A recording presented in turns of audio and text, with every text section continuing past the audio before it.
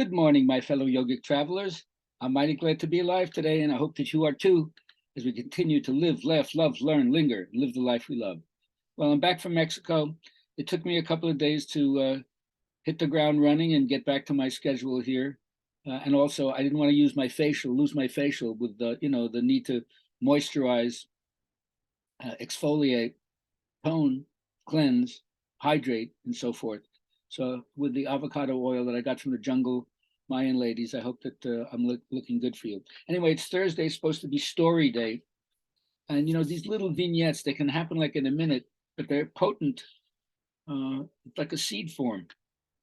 They say, I think this is a story from Kwang Tzu, a Taoist philosopher, that says if you're rowing a boat and all of a sudden there's people in another boat and it looks like they're about to crash, you start yelling at them, hey, get out of the way, what are you doing? But if the boat that was coming to you, drifting toward you, had nobody in it, you wouldn't be shouting at them. You would just maneuver yourself to get out of the way so you don't crash into the boat. So he would say, empty your boat, and nobody would oppose you. So there's something about the egolessness and getting offended and getting rid of that personal, taking it personal. As Don Juan would say, your self-importance has to go. And then there's very little resistance that you start to face because there's no one there to resist anything. Opens up a lot, doesn't it? Anyway, today I want to talk about the primacy of consciousness. Consciousness is there from the get-go. And that's why they say truthful speech gives rise to the good.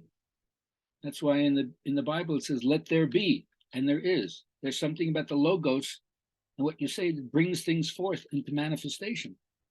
And that's the structure of consciousness itself.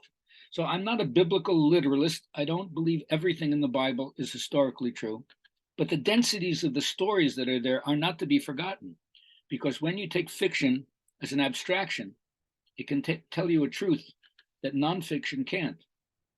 So if you've blown off the stories that you've read in the scriptures because they're not literal, you're making a psychological mistake and losing the relevance to working on a different part of you. And this appeals to a part of us that's deep in our biology. The circuitry of our mammalian biology is not just socially controlled. There's stuff that's hardwired into our DNA that's really important to discover, because that same vibratory force is the force that's in the universe itself. So the idea of having a goal, what they call dopaminergics, it's the system in your neurochemistry that when you're going for a goal, it both allays anxiety because you got a structure, and it's a forward movement with a positive vibration because you're enthusiastic about wanting to get this done. But of course, there's always obstacles in the way, and that's why I always talk about confronting the shadow.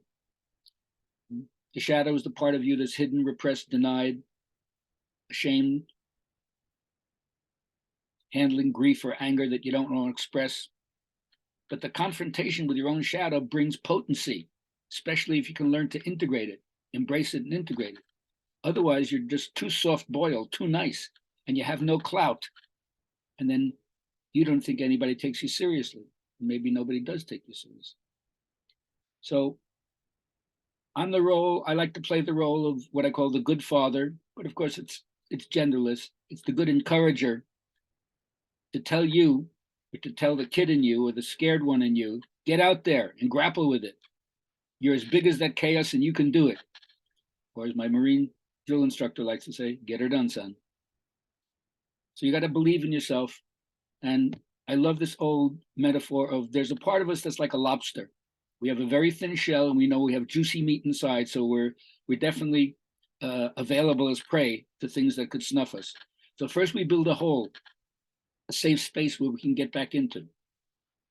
But then we know that if we stay in the hole, we dehydrate or we don't get enough food and we starve to death. So at some point we have to risk. So we go out and explore something we haven't explored before, and maybe scurry back into the hole if we feel there's danger. But it's not only just that we could get killed if we go out our hole and face the insecurity, but the risk affords us opportunities for water, food, and other discoveries.